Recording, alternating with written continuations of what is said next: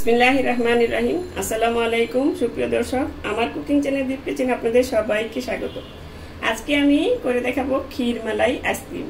যেহেতু এখন প্রচন্ড গরম পড়েছে, এই আইসক্রিমটা খেতে খুবই সুস্বাদু হয় এবং বানাতেও খুব সহজ। চলুন তাহলে কথা না বাড়িয়ে আমি যেভাবে বানাই রেসিপিটা সেভাবে দেখিয়ে দিচ্ছি আপনাদের। শুরু করছি ক্ষীর মালাই আইসক্রিমের রেসিপি। আইসক্রিমটা তৈরি করার জন্য আমি এখানে একটা মিশ্রণ তৈরি করে নিব। তার জন্য আমি এখানে দিয়ে দিচ্ছি এখানে 2 টেবিল চামচ পোলার চাল। আমি কালো জিরা পোলার চালটা ধুয়ে রেখে দিয়েছিলাম।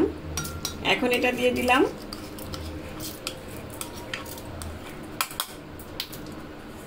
এটা দিয়ে ভালো মতন সবগুলি চেঁচে কুচে দিয়ে দিলাম। আর এখন দিয়ে দিব এখানে 1/4 কাপ এর চেয়ে একটু কম কাজু বাদাম। আপনি 1/4 কাপ পর্যন্ত দিতে পারেন। আর দিয়ে দিব এখানে 1/2 কাপ গরম লিকুইড দুধ। এই দুধটা দিয়ে গরম দুধটা দিয়ে আপনি ভিজিয়ে রাখলে কিছুক্ষণ পেস্ট করতে সুবিধা হবে। আর এখন এখানে দিয়ে দিব এই যে স্যাফরন। এই স্যাফরন এখানে আমি দিয়ে দিব প্রায় 1 চিমটির চেয়ে একটু বেশি, মানে কাপের মাপে নিলে 1/2 চা চামচ। এটা দিয়ে এই স্যাফরনটা দিলে খুবই সুন্দর একটা ফ্লেভার আসবে। আইসক্রিমের এই ফ্লেভারটাই খুব সুন্দর ভালো লাগবে। এখন এটা নেড়ে চেড়ে আমি মিশিয়ে তারপর ঢেকে রেখে দিব প্রায় 15-20 মিনিটের মতন, যাতে করে সুন্দর মতন বাদাম চাল এগুলো ভিজে একদম নরম হয়ে যায়, পেস্ট করতে সুবিধা হবে। এই জন্য গরম দুধটা দিয়েছি। এখন এটা সাইডে রেখে দিচ্ছি। এই দেখুন আমি এটা পেস্ট করে নিয়েছি, একদম স্মুথ একটা পেস্ট তৈরি করা হয়েছে। আমি ব্লেন্ডার জারটা ধুয়ে আর একটু দুধ দিয়ে দিয়েছি, মানে এটা পানি না দিয়ে দুধ দিয়ে একটু ধুয়ে নিয়েছি, এই জন্যই একটু বেশি দেখা যাচ্ছে। এখন আমি এটা এখানে সাইডে রেখে দেব। এখন চলে যাব চুলায়। এই চুলায় আমি কিছুক্ষণ আগে হাঁড়িতে দুধ বসিয়ে রেখেছি। দুধটা বলক এসে গেছে। এখানে আমি টোটাল 1 লিটার দুধ নিয়েছি। 1 লিটার থেকে আমি 1/2 কাপ দিয়ে এখানে বাদাম চাল ব্লেন্ড করে নিয়েছি। আর বাকিটা এখানে জাল করছি। এটাকে 3 কাপ এখানে আছে, এখানে 1 কাপের মতন আমি কমিয়ে নিব। তারপর বাকিটা আমি মিশাবো। এই যে প্রায় 10 মিনিটের মতন হয়ে গিয়েছে। এখন দেখুন অনেকখানি কমে গিয়েছে, 3 ভাগের 1 ভাগ কমে গিয়েছে। এখন আমি সেই যে মিশ্রণটা তৈরি করে রেখেছি সেই মিশ্রণটা এখন এখানে দিয়ে দিব। দেওয়ার আগে একটু নেড়ে চেড়ে দিবেন, যেহেতু বাদাম আছে, চালের গুঁড়াটাও বসে যেতে পারে, মানে একটু নেড়ে চেড়ে দিলে ভালো হয়। এখন এটা দিয়ে আমি নেড়ে দিচ্ছি, মানে দেওয়ার সাথে সাথে নেড়ে দিবেন, নইলে কিন্তু নিচে জমে যাবে। এখন এখান থেকে একটু দুধ নিয়ে আর একটু নেড়ে চেড়ে এটাও ভালো মতন দিয়ে দিলাম, চেঁচে পুষে দিয়ে দিতে হবে আর কি। এখন এখানে দিয়ে দিব মিষ্টির জন্য চিনি। এখানে আমি দিয়ে দিচ্ছি 1/3 কাপ চিনি। আপনারা মিষ্টিটা যে যেমন খান বাড়িয়ে কমিয়ে দিতে পারেন। এখন এটা অনবরত, আর চুলার আঁচটা এখন একটু কমিয়ে দিব, কারণ বেশি চুলার আঁচটা থাকলে কিন্তু তলায় লেগে যাবে আর পুড়েও যেতে পারে, যেহেতু বাদাম আছে। এই জিনিসটা খেয়াল রেখে চুলার আঁচটা অল্প দিয়ে তারপর নেড়ে চেড়ে মিশ্রণটা ঘন করে নিতে হবে। এই দেখুন প্রায় 15 মিনিটের মতন লেগেছে আমার এটা ঘন হতে। একদম ঠিক মতন ঘন হয়ে গিয়েছে। এটা আর বেশি ঘন করবেন না, তাহলে আবার বেশি শক্ত হয়ে যাবে। এখন আমি এখানে দিয়ে দিব ফ্লেভারের জন্য, চুলাটা কিন্তু আমি কমিয়ে রেখেছি, কমিয়ে রাখবেন। এখানে ফ্লেভারের জন্য দিয়ে দিচ্ছি কেওড়া জল। এখানে আমি 1/2 চা চামচের মতন দিলাম। এখানে আপনারা আরেকটা দিতে পারেন, যে গরম মশলার মধ্যে এলাচ দারচিনি সেটাও দিতে পারেন। যেহেতু আমি স্যাফরন দিয়েছি এই জন্য আমি এটা দিলাম না।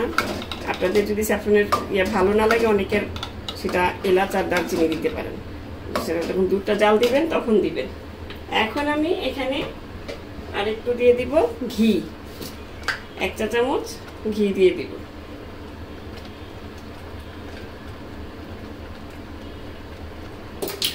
আর কিছুই দেওয়া লাগবে না। এখন সবকিছুই দেওয়া হয়ে গিয়েছে। আর একটু কিছুক্ষণ আর 2 মিনিট মিশিয়ে তারপর আমি এটা নামিয়ে নিব। এই দেখুন কত সুন্দর একটা স্মুথ পেস্ট তৈরি হয়ে গিয়েছে, মানে ক্ষীর তৈরি হয়ে গিয়েছে। এই জন্য পেস্টটা সুন্দর করে একদম স্মুথ করে করে নিতে হবে।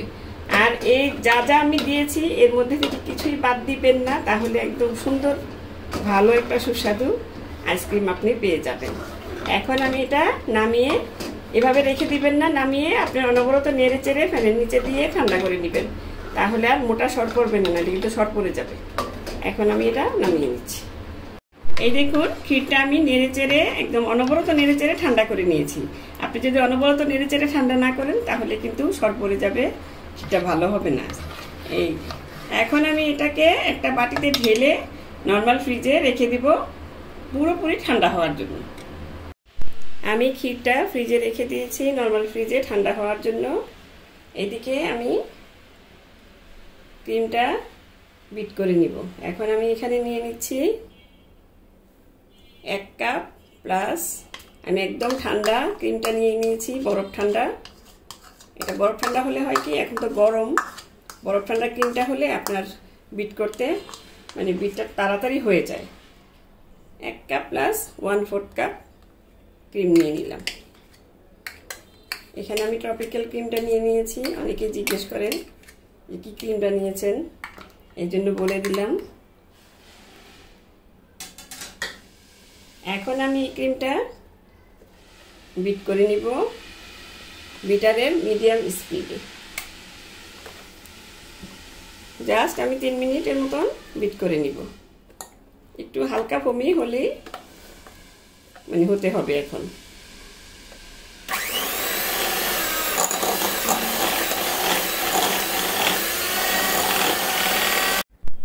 এই দেখুন প্রায় 3 মিনিট বিট করার পর ক্রিমটা এরকম হয়েছে। এটা বরফ ঠান্ডা নিয়েছি তো ওই জন্য মানে তাড়াতাড়ি হয়ে গিয়েছে। এখন আমি এখানে দিয়ে দিব মিষ্টির জন্য কনডেন্স মিল্ক। যেহেতু এই ক্রিমটা কিন্তু এমনিতেই মিষ্টি, আমি 1/2 কাপের চেয়েও কম দিয়েছি কনডেন্স মিল্কটা। আপনারা মিষ্টি যদি বেশি খান তাহলে বাড়িয়ে দিতে পারেন, 1/2 কাপ দিতে পারেন। মানে 1/2 কাপের বেশি দিলে আবার ভালো, মানে বেশি মিষ্টি হয়ে যাবে। এখন আমি এখানে দিয়ে দিব মানে ফ্লেভারের জন্য দিয়ে দিচ্ছি এখানে কেওড়া জলটা। আমি এর আগেও ক্ষীরের মধ্যে কেওড়া জল দিয়েছি, আমি এখানেও দিলাম। আপনারা অন্য ভ্যানিলা এসেন্সটা না দিয়ে এই কেওড়া জলটাই দিবেন, তাহলে ভালো হবে। আর যদি কেওড়ার এসেন্সটা আপনাদের ভালো না লাগে তাহলে আপনারা দুধটা যখন জাল দিবেন, ক্ষীর করবেন, তখন ওখানে একটা এলাচ কিংবা দারচিনি ফ্লেভারটাও দিতে পারেন। এখন আমি আরো প্রায় 3-4 মিনিটের মতন আরো বিট করে নিব এই ক্রিমটা। মানে কেক যেমন ক্রিম মানে বিট করার সময় আপনারা অনেক মানে হার্ড করে ফেলি, আমরা শক্ত করে ফেলি, সেরকম না। এটা একটু ফ্লাফি হবে কিন্তু ওরকম শক্ত হবে না।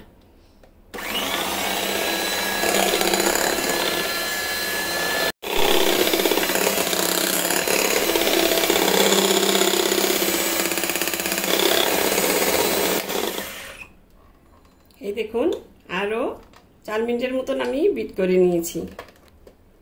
এখন আমি এটা এরকম হবে, এই টাইপের। এই দেখুন কেকেরটা যেমন শক্ত হয় আরো হার্ড হয়, এটা কিন্তু ওরকম হবে না, এরকম ভাবেই করে নিতে হবে। এখন আমি দিয়ে দিব সেই ক্ষীরটা। এই যে এখানে ক্ষীরটা আমি একদম পুরোপুরি ঠান্ডা করে নিয়েছি। একদম পুরোপুরি ঠান্ডা হতে হবে, একদম নর্মাল টেম্পারেচার হলেও কিন্তু হবে না। ফ্রিজে রেখে যত ঠান্ডা করবেন ততই ভালো হবে। মানে হুইপ ক্রিমটা যেরকম ঠান্ডা, ক্ষীরটাও ঠান্ডা হতে হবে, তাহলে আপনার আইসক্রিমটা সুন্দর মানে জমবে, ভালো হবে। এখন আমি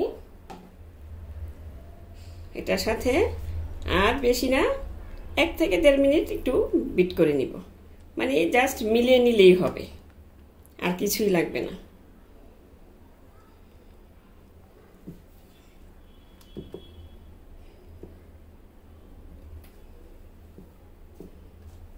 আর স্পিডটা থাকবে কিন্তু মিডিয়াম স্পিডে।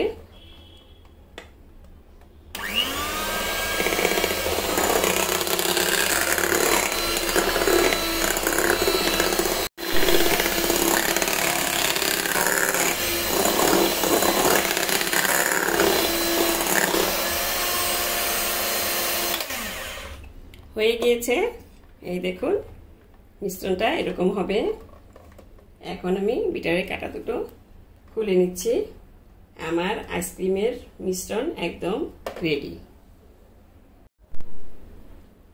এই যে দেখুন মিশ্রণটা ঠিক এরকম হবে।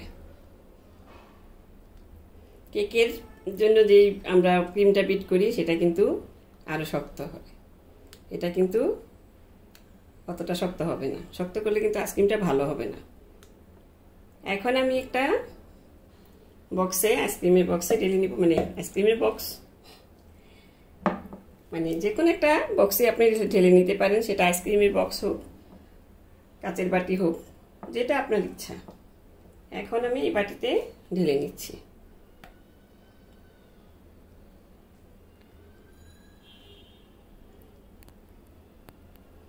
আমি একটু আবার ছোট বাটিতেও রাখবো একটা কাপে,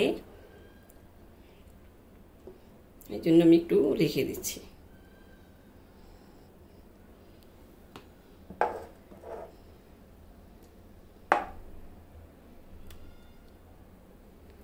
এই আইসক্রিমটা না বানালে বুঝতে পারবেন না যে কতটা মজা হয়। এটা খুবই মানে খুবই ভালো ক্ষীরের মিশ্রণ, আবার আপনার কি বলে জাফরানের ফ্লেভার, সব মিলিয়ে একদম কি বলবো ফাটাফাটি টাইপের হয়ে যায় একটা আইসক্রিম।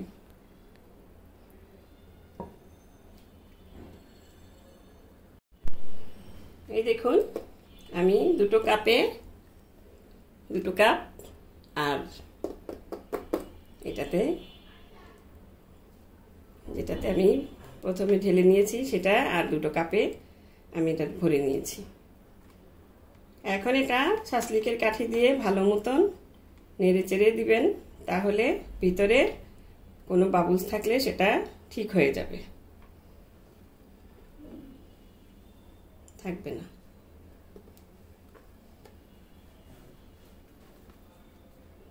এই দেখুন দুটো কাপে, যাদের বাসায় ছোট বাবু আছে তাদের জন্য এই কাপটা। এখন আমি এখানে কিছু ড্রাই ফ্রুট দিয়ে সাজিয়ে নিব, এটা যার যার ইচ্ছা। আমি কিশমিশ আর কিছু পেস্তা বাদাম, কাঠবাদাম কুচি দিয়ে সাজিয়ে নিচ্ছি।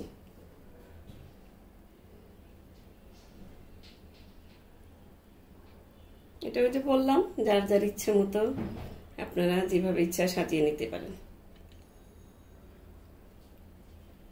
এইভাবে সবগুলো আমি সুন্দর মতন সাজিয়ে নিচ্ছি। এই দেখুন আমি দুটোতেই একদম সাজিয়ে নিয়েছি পেস্তা বাদাম আর কিশমিশ দিয়ে। যেহেতু এটা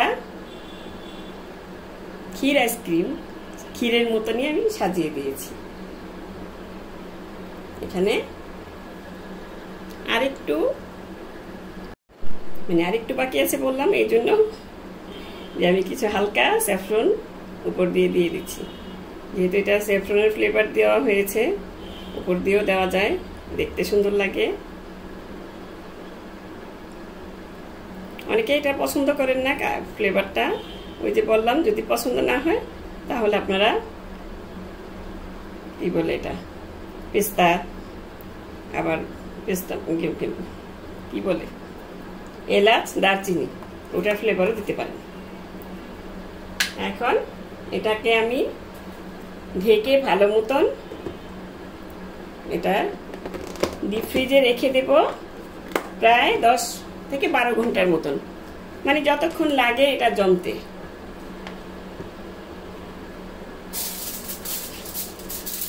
আর এই দুটো যেহেতু ঢাকনা নেই, এই দুটো আমি ফয়েল পেপার দিয়ে ভালো মতন মুড়িয়ে রেখে দেব। এভাবে করে দুটোই আমি মুড়িয়ে নিলাম। এখন আমি চলে যাব ফ্রিজে রাখতে, ফ্রিজে রেখে তারপরে 12 ঘন্টা কিংবা 10 ঘন্টা পর জমলে আপনাদের দেখিয়ে দিব কিরকম হয়েছে। ফিরে এলাম প্রায় 12 ঘন্টা পর। এখন দেখি আমার আইসক্রিমের কি অবস্থা। এই দেখুন কত সুন্দরভাবে আইসক্রিমটা জমে গিয়েছে। এখন আমি একটু কেটেও দেখাচ্ছি আপনাদের। আইসক্রিমকে কেটে দেখানোর আগে আমি এটাও দেখিয়ে দিচ্ছি। এই দেখুন কাপে আমি দিয়ে দিয়েছিলাম দুটা, এটাও খুব সুন্দর মতন জমে গিয়েছে, খুব সুন্দরভাবে হয়ে গেছে আইসক্রিমগুলো। এখন আমি আপনাদের একটু কেটেও দেখাচ্ছি। একটু বের করে কিছুক্ষণ রেখে দিবেন, 10 মিনিট রেখে দিলেই এটা সুন্দর মতন হয়ে যাবে।